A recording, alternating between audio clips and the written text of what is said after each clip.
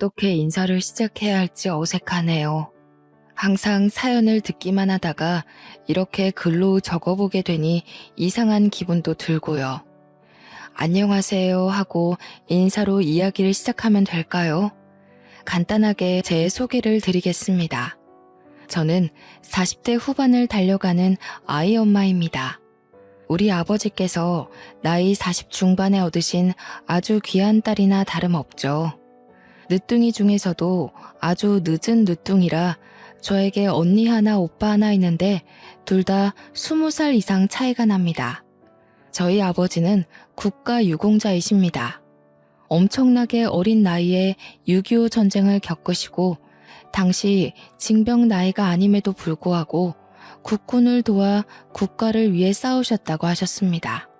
자세한 사정은 모르지만 나라를 위해 응당해야 할 일을 하셨다며 다리에 입은 총상을 아주 자랑스럽게 생각하셨습니다. 그 덕에 국가유공자로 인정을 받으셨죠. 전쟁통이 끝나고 언니와 오빠를 낳아 키우면서 안 해본 일이 없을 정도로 고되게 사셨다고 했습니다.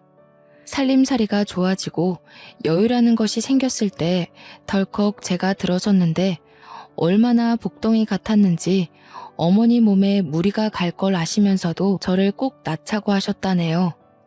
극진한 가족들의 보살핌 아래에서 저는 무사히 태어났고 나이 차이가 많이 나는 오빠와 언니에게 둘러싸여 사랑만 받고 자랐다고 했습니다.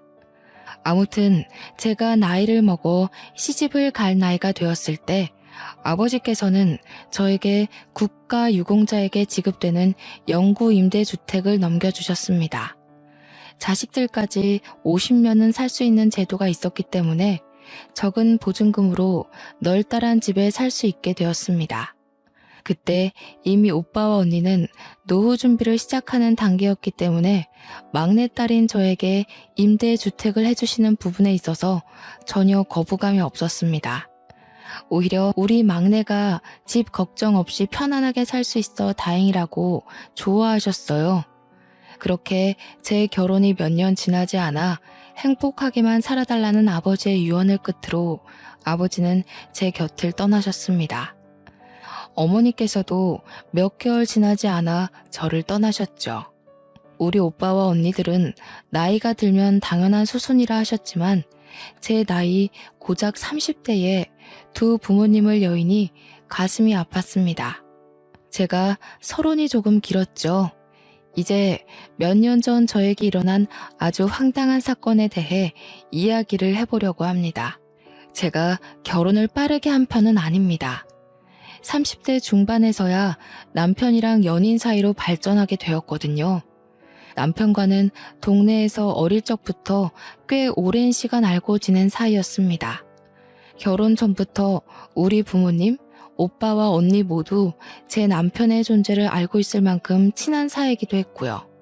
오빠 동생 사이로 한평생을 알고 지내다가 어느 날 서로의 존재가 생각보다 깊다는 것을 깨닫고 연인이 되었습니다. 나이가 있으니 양가에서는 더 볼 것도 없다고 하루라도 빨리 결혼하기를 원했고 저희 아버지의 노안이 깊어지실 때라 저도 서둘렀습니다. 제가 남편과 결혼한 지 1년쯤 지났을 때 제 뱃속에 새 생명이 찾아왔어요. 오랜 시간 기다린 만큼 양가의 축복을 받으며 새 생명의 존재를 확인할 수 있었습니다. 그런데 제 임신과 거의 동시에 남편의 하나뿐인 남동생인 도련님이 시댁에 폭탄을 터뜨렸어요. 바로 혼전 임신을 시켰다면서 결혼을 하겠다고 한 거예요. 시부모님은 너무나도 당황스러워 하셨습니다. 물론 도련님 또한 결혼할 나이가 되긴 했지만 개혼한 지 1년 만에 혼전 임신을 했다며 빨리 결혼을 해야겠다고 재촉하는 도련님을 보고 어이가 없으셨겠죠. 결혼식에 한두 푼 들어가는 게 아니잖아요. 게다가 도련님이 그간 누구보다 성실하게 살아왔던 터라 속도 위반을 했다는 사실 자체가 충격적이었던 것 같아요. 도련님이 결혼을 하겠다고 하니 시부모의 근심을 늘어놨죠. 저희가 결혼하면서 돈이 꽤 들어갔는데 노후 준비도 제대로 시작하지 못한 시댁에서 둘째 아들에게 바로 또 돈이 들어가야 한다고 하니 결국 도련님에게는 제대로 된 지원을 해주지 못했습니다. 우리야 집을 친정아버지 덕에 좋은 조건으로 들어왔지만 그 동네 자체가 집값이 엄청 비싼 동네는 아니었거든요. 주거 인구가 꽤 많고 아이들이 많이 사는 동네였어요. 약간 신혼부부들이 주거하기 좋은 동네라고나 할까요? 학원이나 학교도 잘 되어 있고 주변 인프라도 괜찮은 편에 속하지만 도로 교통은 조금 애매한 그런 동네요. 버스나 지하철을 타려면 최소 15분은 걸어야 하는 애매한 동네라 집값이 잘 오르진 않았습니다.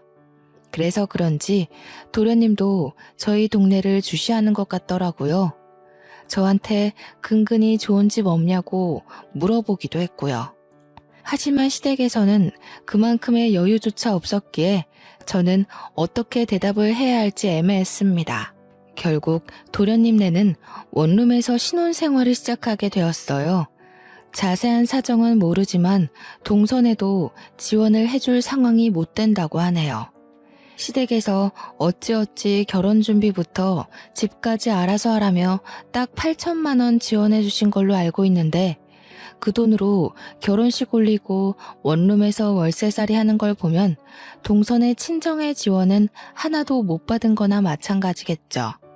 저는 남편과 함께 가까운 동남아로 태교여행도 다녀오고 아이를 출산하기 위한 준비를 열심히 했습니다. 임산부를 위한 요가 수업도 다니고 태교 꽃꽂이도 배우면서요. 남편은 은근슬쩍 도련님을 도와주고 싶어 했지만 남편이 그렇게 돈을 많이 벌어오진 못했어요. 제가 태교에 집중할 수 있었던 건 오롯이 친정의 도움이었습니다. 우리 오빠와 언니 모두 대단한 부자거든요. 형부가 IT 기업 대표로 있고 20살 많은 오빠는 대기업 임원이시고요. 막내가 임신했다고 하니 손 하나 까딱하지 말라며 몸에 좋다는 건 물론이고 아이를 위한 태교까지 책임을 져주셨습니다. 그렇게 호화로운 임신 생활을 누리고 있는데 동선에는 원룸에서 생활하며 전전긍긍하니까 동서가 얼마나 저를 질투했겠어요. 아무튼 동서의 배가 불러오자 원룸 생활을 더 이상 이어갈 수 없겠다고 생각했는지 우리 동네로 이사 오고 싶다고 딱 이야기하더군요. 그러면서 집값을 막 물어보는데 아무리 동네 교통이 불편해서 집값이 안 오른다고 해도 서울 집값 잘 아시잖아요. 게다가 제가 살고 있는 아파트는 대단지라서 꽤 값이 나갔어요. 평수도 38평으로 꽤 컸거든요. 도련님이 가진 돈으로는 택도 없어서 저는 눈을 좀 낮추시라고 빌라를 소개해드렸습니다. 좀 노후되긴 했지만 방 2개에 거실이 꽤 잘 빠져서 아이를 키우면서 편할 것 같았어요. 어차피 돈 모을 거 생각하면 빌라 전세도 나쁜 선택은 아니었으니까요. 시부와 남편이 몰래 돈을 조금 더 보태주겠다고 했고요. 그런데 동서가 저한테 엄청나게 비아냥거리는 겁니다. 형님은 아파트 살면서 우리는 빌라에 살아라 이거예요? 동서, 내가 언제 아파트와 빌라 비교해가면서 너네는 빌라에나 살아라 했어. 아니, 우리도 아파트 살고 싶은데 지금 빌라만 추천해 주시잖아요. 그것도 엄청 오래돼서 녹물 나올 것 같은 그런 곳만요. 동선의 사정 생각해서 얼추 부담 안 가는 곳으로 알아본 거야. 나도 만삭인데 이거 알아보러 돌아다닌다고 배 땡기고 다리 붓고 그랬는데 너무한 거 아니야? 적당한 운동을 하셔야 애도 잘 나오죠. 형님 매번 앉아서 하는 꽃꽂이 같은 것만 하시던데 그거 다 사치예요. 우리 언니가 시켜준 태교인데 왜 지가 나서서 사치 부린다고 하는지 이해가 안 갔습니다. 그냥 제가 하는 모든 일이 눈꼴시라서 트집을 잡고 싶어 하는 걸로만 보였어요. 저는 한숨을 푹 내쉬면서 동서가 이해할 수 있도록 설명을 다시 해주었어요. 동서, 대출을 많이 받아봐야 도련님 혼자 감당 못하니까 하는 소리지. 그 빌라 내부 봤어? 생각보다 넓어서 괜찮을 거야. 가진 금액 생각해서 이사를 해야 할 거 아니야. 말 나온 김에 형님네 부부 모아둔 돈 있으면 좀 빌려주세요. 가족끼리 어려울 때 서로 돕고 그래야 하죠. 남편이 분명 몰래 도련님을 도와준 걸로 알고 있었는데도 저렇게 뻔뻔하게 나오니까 짜증이 나더라고요. 같은 임산부라 험한 말하기도 싫고 최대한 감정을 배려해주고 싶었는데 마치 우리 남편이 돈 빌려준 걸 모르는 것처럼 저렇게 나오니까요. 저는 입을 꾹 다물었어요. 솔직히 아이를 키우기 위해 예전부터 들어놨던 적금도 있고 여윳돈을 좀 마련해주긴 했지만 그건 아이한테 쓰려고 한 돈이니까요. 도련님네 도와주려고 허리띠 졸라매고 모은 돈은 아니잖아요. 우리도 집에 들어갈 만큼 큰 여윳돈은 없지. 그럼 형님, 아파트 담보대출 안 돼요? 들어보니까 아주버님이 평생 사는 집이라고 하시던데. 그럼 자가라는 이야기잖아요. 저도 아파트 살고 싶단 말이에요. 형님네 아파트 상가도 엄청 잘 되어 있고 놀이터도 좋던데. 솔직히 저희 아파트가 대단지라서 상가에 있을 건 다 있고 놀이터도 한두 개가 아니라 각 동을 마주보고 있는 사이마다 있었거든요. 평생 살 집이라고 하니 임대 아파트라고 생각은 못하고 저희 명의 아파트인 줄 알았나 봐요. 동서는 그때부터 아이처럼 조르듯이 저한테 대출 좀 받아주세요. 아파트 살고 싶어요. 하면서 땡깡을 부렸어요. 막말로 제 친동생도 아니고 저한테 살갑게 굴었던 사람도 아닌데 저렇게 때만 쓰니까 더 꼴 보기 싫더라고요. 동서, 그러면 공공임대주택 같은 거 한번 알아봐봐. 요즘 신혼부부 대상으로 많이 공급도 하고 있고. 뭐라고요? 임대주택? 그거 기초생활수급자들이나 가는 그런 데 아니에요? 거지도 아니고 어떻게 그런 곳에 살아요? 그게 무슨 소리야. 누가 임대주택 산다고 거지라고 그래? 요즘 적은 보증금에 위치도 좋고 아파트에 살 수 있고 관리비도 적어서 얼마나 인기가 많은데. 너무 구시대적 발상 아닌가요? 누가 요즘 임대주택 산다고 거지합니까? 임대주택에 사는 게 돈 버는 거라고 솔직히 알게 모르게 은근히 부러워한단 말이죠. 집값이 미쳐있는 식당에 대출받아서 덜컥 샀다가 집값 떨어지기라도 하면요. 현실적으로 임대 아파트만큼 괜찮은 주거지도 없다고 생각합니다. 아무튼 동서는 저한테 대출 좀 알아봐달라고 신신당부를 하고는 자리를 떴습니다. 당연히 저는 대출까지 받아가면서 도련님네를 도와줄 마음이 전혀 없었고요. 그 정도라면 시댁에서 해줘야지 솔직히 저희가 해줄 필요는 없지 않나요? 먼저 마음에서 우러나오는 것도 아니고. 아무튼 그렇게 우야무야 잘 넘어간 줄 알았는데 시댁 식구들 죄다 모여 밥 먹는 자리에서 동서가 또 징징거리더군요. 진짜 귀에 피딱지가 않는 것 같은 기분이었습니다. 저도 언제까지 원룸에서 살 순 없잖아요. 이제 우리 똘똘이도 나올 건데 원룸에서 어떻게 애를 키워요? 그래, 너네 보증금 그래도 한 1억은 가지고 있지 않느냐? 전세 대출 받고 해서 지방으로 내려가는 것도 나쁘지 않을 것 같은데. 둘째, 너네 회사에 지방 전출도 신청할 수 있지 않아? 아버님, 서울에서 살아야지 어떻게 지방을 내려가라고 하세요. 우리 아이 교육 생각하면 당연히 서울이죠. 저도 형님처럼 아파트에서 살고 싶단 말이에요. 얘가 무슨 다 커서 땡깡을 이리 피운담? 아파트 살고 싶으면 대출을 알아보던 다른 방법을 찾아야지. 친정에서는 못 도와준대? 시모가 기분이 상했는지 친정을 들먹이자 동서의 입이 합주기가 되더라고요. 저와 남편은 그냥 말없이 밥만 먹었어요. 제가 도와주겠다는 말이 없자 동서가 저를 흘겨보면서 시모한테 또 조르더라고요. 저도 형님처럼 아파트 살고 싶은데 솔직히 형님한테는 집 구할 때 얼마 주셨어요? 이도 입 딱 다물고 아무 소리 안 해주는 거 있죠? 예, 우리가 해주긴 뭘 해줬다고 그러니? 큰애네 집은 큰애네 친정에서 해주신 거야.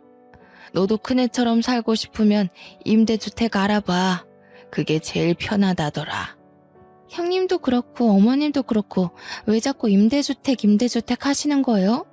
그거 거지들만 사는 데 아니에요? 거지라는 표현이 나오자마자 온 가족이 동서를 바라보았어요. 동서는 뭐가 문제인지 잘 모르는 것 같았습니다. 참다 못한 남편이 동서에게 한마디 콱 쏘아주었어요. 재수씨, 말이 좀 이상하네? 우리가 거지야? 동서는 남편의 말에 의중을 곰곰이 생각하더니 눈을 크게 뜨고는 저와 남편을 번갈아가며 보았습니다. 입가에 슬며시 웃음을 짓더니 믿기지 않는다는 듯 저에게 물어보았어요. 형님네 임대 아파트예요? 한 건 잡았다는 그 표정을 얼마나 즐거웠으면 숨기지도 못했을까요? 저는 그냥 말없이 고개를 끄덕였어요. 그러더니 어머머 하면서 유난을 막 떠는 거예요. 어머머, 정말 상상도 못했네. 아파트 가졌다고 유난 떨더니 임대였어요? 동서, 내가 언제 유난을 떨었다고 그런 식으로 말을 해? 저한테 그 형편의 빌라도 감지덕지라는 식으로 말하셨잖아요. 어쩐지 대출 좀 해서 도와달라니까 임대라서 못해준 거였구나? 시부모는 큰 소리 내지 말고 밥이나 먹으라며 동서를 따끔하게 혼냈어요. 평소 같으면 주눅 들어서 징징거릴 텐데 제가 임대 아파트 산다는 게 그렇게 즐거운 일인지 내내 하면서 밥을 먹더라고요. 도련님은 저한테 안 사람이 진짜 대출 이야기를 물어봤었느냐며 사과를 하더라고요. 어차피 대출 받아줄 수도 없고 그럴 마음도 없었다고 됐다고 했습니다. 우리 도련님은 참 성실하고 착한 사람인데 어쩌다 저런 철없는 여자와 결혼까지 하게 된 건지 도련님 팔자를 스스로 꼰 거라고 밖에 할 말이 없더라고요. 물론 동서가 나이가 어려서 그런 거라고 생각하려고 했죠. 저랑도 거의 10살 차이 가까이 나니까요.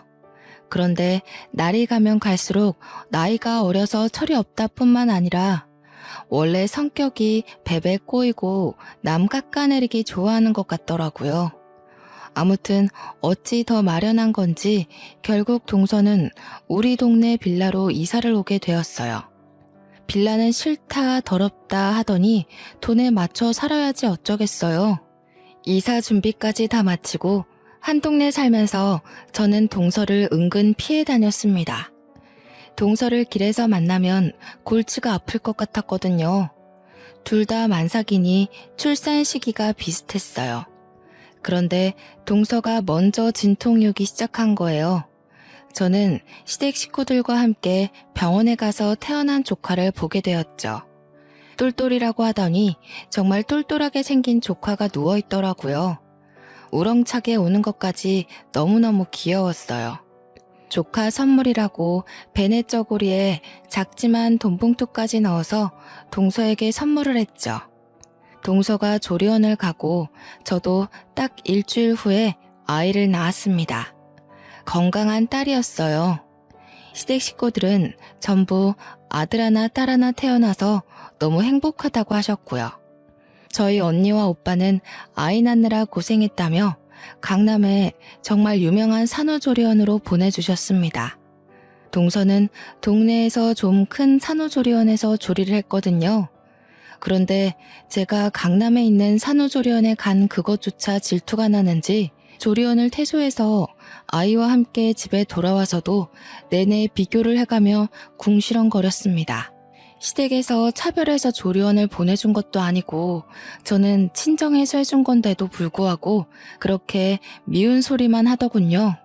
거기다가 저는 조카 태어났다고 선물도 했는데 받아가 놓고 저한테는 아무것도 돌려주지 않더라고요. 형님은 좋겠네요. 연예인들이나 간다는 산후조리원에서 실컷 쉬셨으니까. 조리원이 다 똑같지 뭐. 동서도 잘 쉬었을 거 아니야. 방이 얼마나 좁던지 불편해 죽는 줄 알았다니까요. 계속해서 저를 만날 때마다 볼멘 소리를 하는데 저라고 그 만남이 즐겁겠어요? 피곤하기만 했어요. 저는 아이 핑계를 대고 동서가 만나자고 할 때마다 피해 다니기 일쑤였습니다. 그렇게 수개월이 지나고 아이가 20개월이 되었을 무렵 임신하자마자 대기를 해놨던 어린이집에서 연락이 왔어요. 자리가 비었다고 입소할 거냐고 묻더라고요. 저는 프리랜서로 웹디자인 일을 하고 있었는데 형부네 회사에 이름을 올려놓았던 터라 맞벌이 각오로 되어 있었거든요. 서울에서는 맞벌이여도 어린이집 입소가 하늘의 별따기라서 임신하자마자 대기도 올려두었던 덕분이었죠. 자리가 낮다고 하니 아이의 사회성 기르는 데에 어린이집만큼 좋은 것도 없다고 해서 어린이집에 보내기로 했습니다. 시댁 식구들 모두 모여 식사를 하는 자리에서 남편이 운 좋게 자리가 나서 어린이집에 보내기로 했다고 하니 동서가 또 말을 던지더라고요. 와, 형님은 운도 좋으시네요. 우리는 아직 대기 순위가 20번대인데 임대 아파트 살면 어린이집도 빨리 들어갈 수 있어요? 일부러 임대 아파트를 강조하며 말을 하는데 그 주둥이를 확 때리고 싶었습니다. 동서는 전업주부거든요. 외벌이니까 당연히 순위가 꼴찌이죠. 집에서 충분히 애를 돌볼 수 있는 입장이니까요. 그걸 뻔히 알면서도 임대 아파트 들먹이면서 말하니까 너무나도 기분이 나빴습니다. 역시 임대 아파트 살면 맞벌이를 해야 하니까 나라에서도 이해를 해주는 건가? 맞아요, 형님. 원래 힘든 사람들한테 복지가 제대로 가야 한다던데 형님네가 딱 그건가 보다. 그러면서 웃어대는데 도대체 누가 누굴 거지 취급하는 건지 모르겠더라고요. 듣다 못한 시부가 동서한테 경거망동한 행동하지 말라고 경고를 주었어요. 그런데도 동서는 날이라도 잡은 건지 그동안 제가 동서를 피해 다닌 시간만큼 오늘 전부 쏟아부으려고 하는 건지 말을 이어가더라고요. 육아수당이나 아동수당도 혹시 임대 살면 더 줘요? 나도 임대 들어갈까? 아니, 임대 아파트는 뭐 저 들어갈게요 하면 들어갈 수 있는 줄 알더라고요. 동서네가 살고 있는 빌라 전세에 비하면 우리 집은 궁궐인데 말이죠. 시댁 모임 있을 때마다 저렇게 대놓고 까내리는 것도 불편했는데 남편은 꾹 참더라고요. 저한테 그냥 무시하라고 배알이 꼴려서 저러는 거라고 그러면서 한숨을 푹 내쉬었어요. 동서가 집에서도 돈도 안 벌어오고 놀고 먹고 지내면서도 살림에는 신경 하나도 안 쓰고 산다고 도련님 보고 투잡디라고 난리를 부린답니다. 언제까지 빌라에 살거나 아파트로 이사 가자고 떼만 써대고 도련님이 신경쇠약에 걸릴 것 같다고 남편에게 신세한탄을 했대요. 그런 관계가 몇 년이 지속이 되니 도련님이라고 동서가 곱게 보이겠어요. 결국 뒤늦게 어린이집에 다니게 된 조카는 확실히 또래에 비해 사회성이 떨어지더라고요. 그렇게 또 몇 년이 지나고 유치원에 입학할 나이가 되었어요. 운 좋게 병설 유치원에 합격이 되어서 저는 따로 준비할 것 없이 병설 유치원을 보내기로 했죠. 서울에서 병설에 보내려면 3대가 덕을 쌓아야 한다는 말이 있던데 우리 아버지 덕인가 싶기도 했습니다. 남편과 저는 유치원 입학 날만 손꼽아 기다렸어요. 그런데 하늘도 무심하시지. 저를 못 잡아먹어서 안달난 동서는 유치원에 죄다 떨어진 거예요. 당장 어린이집을 보내자니 친구들은 죄다 유치원에 가고 자존심이 엄청 상했겠죠. 동서는 시댁에 가서 엄청나게 징징거리기 시작했습니다. 유치원에 못 보내면 어린이집을 보내야 하는데 수준 떨어지는 거 아니냐면서 영어 유치원을 보내야 할까요? 하고 은근슬쩍 돈 달라고 하더라고요. 그러면서 저에게는 임대 아파트라 그런지 유치원도 딱 병설로 붙는다고 나라에서 너무 편히 봐준다고 한숨만 나오더라고요. 남편에게 이야기하니까 노발대발하면서 도대체 임대 아파트 사는 걸로 왜 난리를 치는지 모르겠다고 했어요. 저라고 알겠나요? 그냥 쓰잘데기 없는 질투지요 뭐. 결국 시댁에서 일이 터지고 말았습니다. 동서가 어김없이 임대 하면서 유치원 떨어진 거에 대해 속상함을 토로하고 있었어요. 그러다가 시부에게 영어 유치원을 보내고 싶다고 조르고 있더라고요. 형님네는 임대 살아서 병설도 턱턱 붙는데 우리 애는 어떡해요? 영어 유치원이라도 보내야 하지 않겠어요? 월 150만 원이라는데 좀 도와주세요. 원래 돈 있는 할아버지가 손주한테 팍팍 써야 애 기도 살고 그러죠. 시부도 어이가 없었어요. 월 150만 원이 누구네 집 개 이름이냐고 하면서 동서를 나무랐습니다. 남편도 자꾸 임대 하지 말라고 한 소리 하자 동서가 어차피 다 우리 세금으로 먹고 사는 거 아니냐고 덧붙이더군요. 저는 뒷목 잡고 쓰러지는 줄 알았습니다. 제가 웹디자인 일을 하면서 형부네 회사에서 이름을 올려두고 있다고 했잖아요. 4대 보험 혜택도 받고 하느라 간간히 일 도와드리면서 혜택을 받고 있는 거였는데 형부가 월급도 주시거든요. 한 달에 2주일 정도 재택에서 근무하는데 돈 한 푼 안 주고 어떻게 부려먹냐면서요. 저랑 남편이 벌어오는 돈만 따지면 한 달에 600만 원 정도 돼요. 그렇게 버는 저희도 월 150만 원이 부담돼서 영어 유치원은 생각도 안 했는데 동선에는 심지어 외벌이잖아요. 도련님 혼자 월 300만 원 조금 넘게 벌어오는데 월급의 반을 유치원비로 쓰면 생활은 어떻게 하겠어요? 철이 없어도 저렇게까지 없을 수 있나 싶어 그냥 모르쇠로 일관했습니다. 그렇게 또 뜸하게 지내며 저를 시기 질투하는 동서를 가뿐히 무시해주면서 지냈어요. 동네에서 자주 마주치긴 하지만 그냥 인사 정도만 하고 제가 일이 바쁘다며 몇 번 피하고 지냈죠. 그러다가 초등학교에 입학을 하게 되었는데 아무래도 같은 동네에 살다 보니 같은 초등학교에 조카가 배정을 받았더라고요. 그것도 입학식 때 마주쳐서야 알았지 뭐예요? 저는 딸아이에게 조카와 함께 초등학교에 다니게 되었으니 잘 지내보라고 했어요.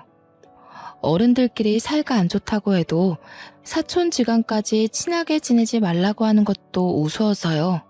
학교를 보낸 지 한 3개월이 지났을까 아이가 점점 표정을 잃어가는 것 같았어요. 뭘 물어봐도 대꾸도 없고 학교 생활은 어떠니 하고 물어봐도 말을 안 하고요. 걱정이 되어서 담임 선생님이랑 상담도 해봤는데 교실에서는 아주 바르게 생활한다고 했어요. 저는 그래서 별 대수롭지 않게 생각하고 넘어갔습니다. 그렇게 여름방학이 지나고 2학기가 시작되었어요. 딸아이는 학교 가는 걸 무척 싫어했는데 저도 어릴 때 학교 가는 걸 싫어했던 터라 누구나 다 똑같은 마음이라고 달래서 학교에 보냈습니다.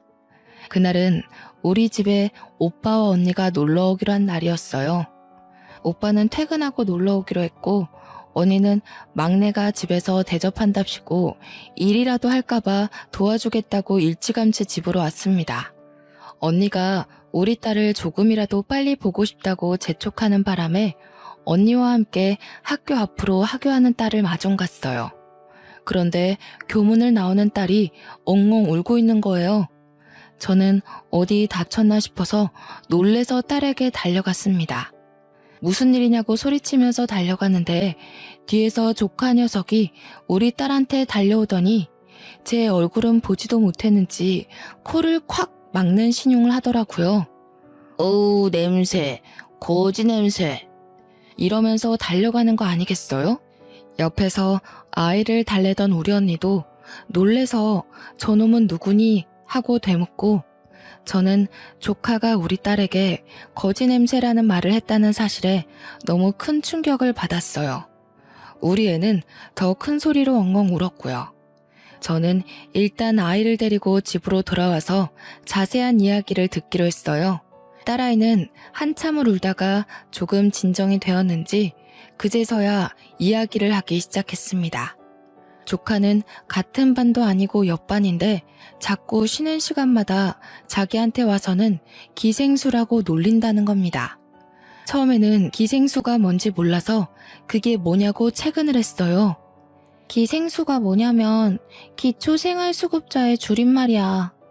딸은 또 서러운지 눈물을 뚝뚝 흘려댔습니다. 우리 언니는 뒷목을 잡고 쓰러지는 신용을 했어요. 저도 너무 충격받아서 입을 떡 벌렸고요. 사촌이 자꾸 나한테 임대아파트에 산다면서 기생수라고 놀려. 그리고 거지 냄새 난다고 저리 가라고 막 밀치고. 저는 눈이 돌아가는 것 같았습니다. 도저히 화를 참을 수가 없어서 동서에게 전화를 걸었어요.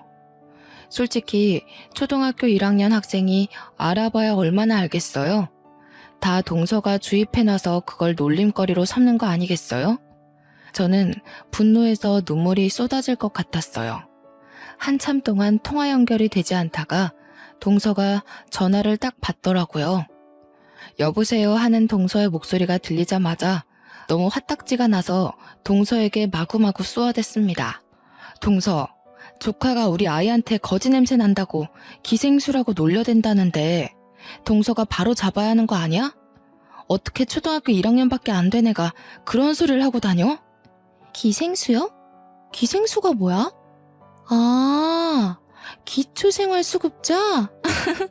형님, 그거 다 애들 장난이잖아요. 뭘 그렇게 예민하게 굴어요? 장난? 지금 말 다 했어? 솔직히 임대아파트 살면 다 그렇게 무시받는 거라니까요. 인식이 그렇잖아요, 인식이. 돈 없고 가난하고 못 먹고 사는 애들이 들어가는 집. 제가 뭐 틀린 말 했나요? 동서, 어떻게 엄마라는 사람이 그런 식으로 편을 가르고 말을 할 수가 있어? 애들은 장난으로 그러는 거겠죠. 저 바빠서 그럼 끊을게요. 동서는 끝까지 깔깔 웃어댔어요. 옆에서 통화를 듣던 언니가 콧김을 씩씩 뿜으면서 주먹을 쥐고 있었습니다. 우리 언니의 성격도 매우 불같거든요. 나이가 60대이지만 여전히 20살처럼 정정했어요. 그게 지금 그 맨날 임대아파트로 노래 부른다는 동서지? 저는 언니를 향해 고개를 끄덕였습니다. 언니는 잠시 입을 다물고 곰곰이 생각하는 듯 하더니 집에 좀 다녀오겠다고 하더라고요. 저는 갑자기 집에 가는 길에 언니를 빤히 쳐다봤어요. 저에게 걱정하지 말고 있으라고 저녁에 오빠 올 때 다시 오겠다고 하면서 서둘러 나가더라고요. 친정 식구들이 모이기로 한 날이라서 그런지 남편도 일찍 퇴근을 했어요. 남편이 퇴근한 지 얼마 되지 않아 오빠도 도착했고 언니는 형부와 함께 왔습니다. 오빠가 그럴 줄 알았으면 자기도 와이프랑 같이 오는 건데 실수했다며 분위기를 올리려고 웃더라고요. 그런데 언니의 표정이 완전히 살벌했어요. 그리고 언니와 함께 온 형부의 표정도 엄청나게 비장했고요.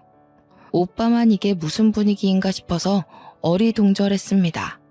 우리 형부 말했다시피 IT 전공해서 지금 국내에서 누구나 쓴다는 생활 어플을 개발한 사업가예요. 하는 것마다 손대는 것마다 대박이 나서 어플 대표 마스코트로 캐릭터 사업까지 확장한 어마어마한 사업가요. 언니도 그래서 돈 걱정 없이 서초동에서 제일 비싸다는 주상복합 펜트하우스에 살고 있거든요. 그런 언니가 저한테 선포하듯 이야기를 했어요. 예, 내가 너네 형부랑 이야기 다 끝냈다.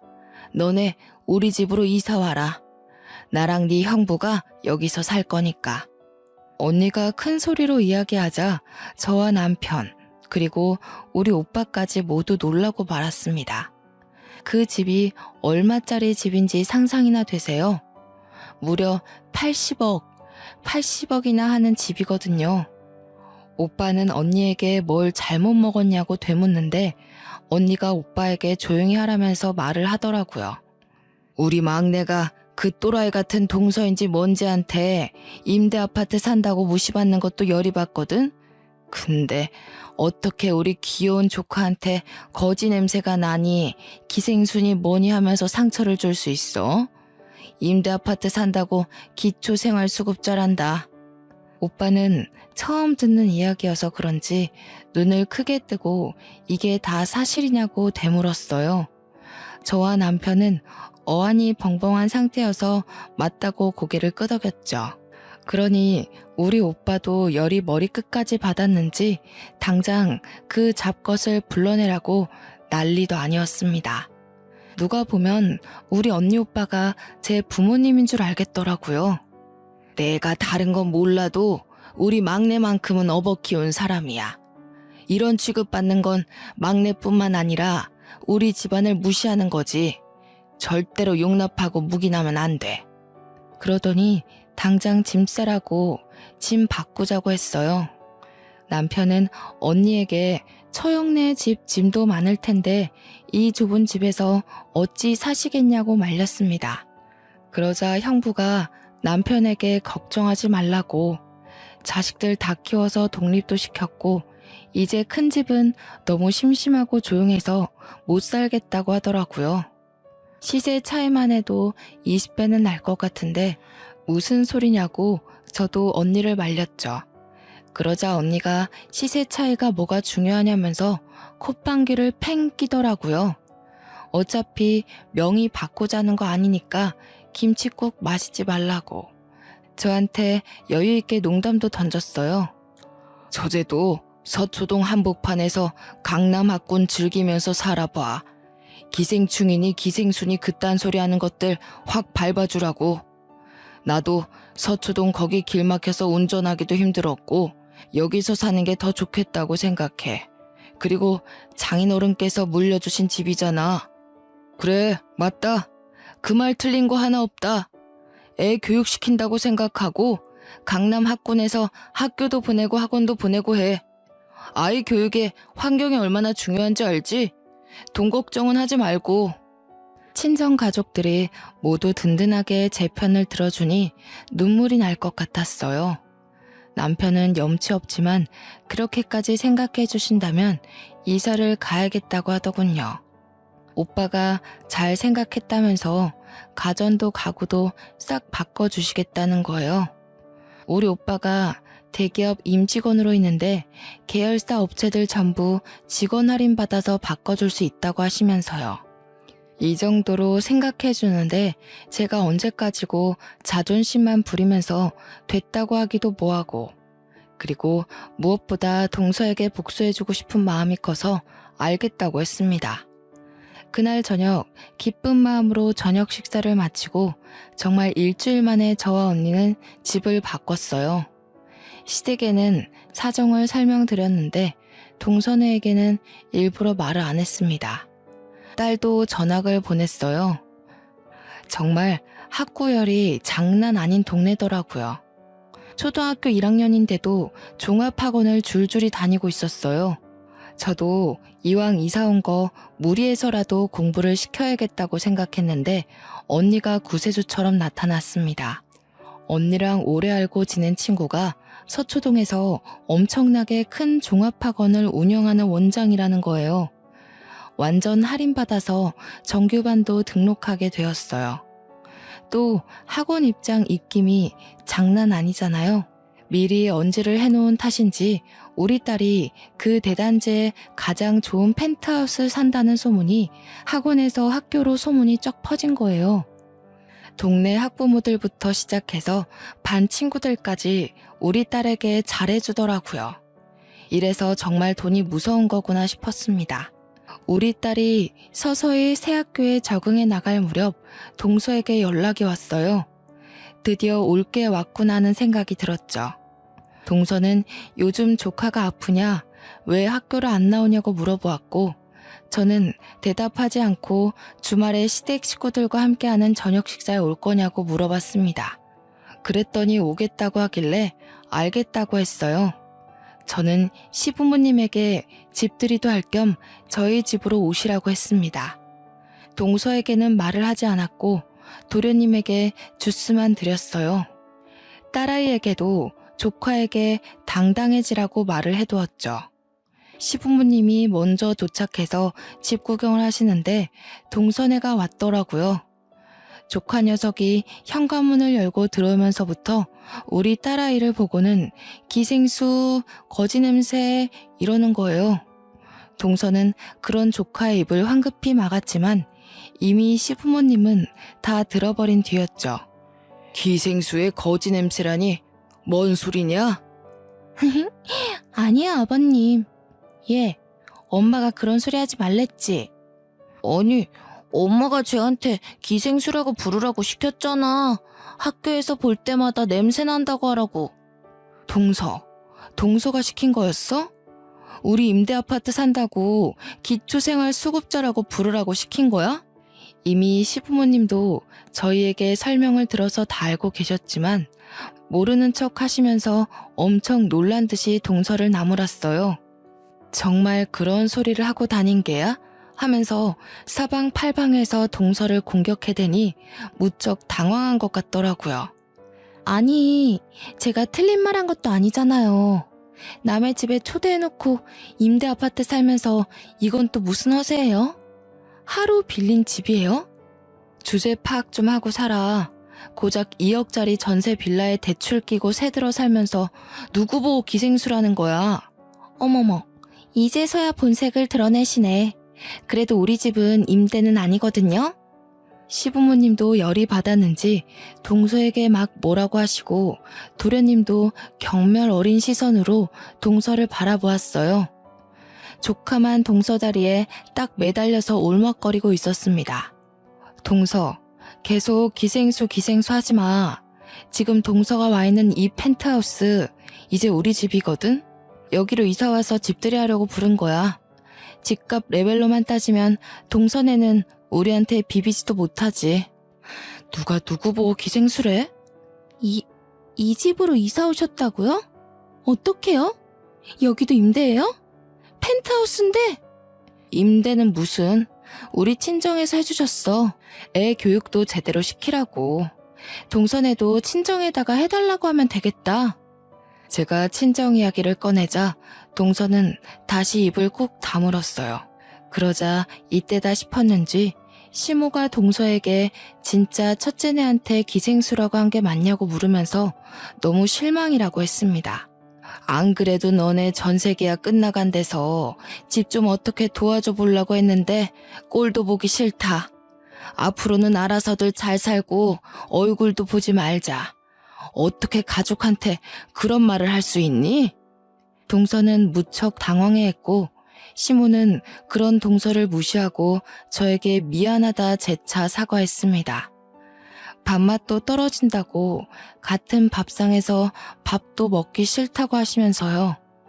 동서는 이런 분위기가 너무나도 수치스러웠는지 도련님도 버리고 애만 데리고 집을 뛰쳐나왔습니다.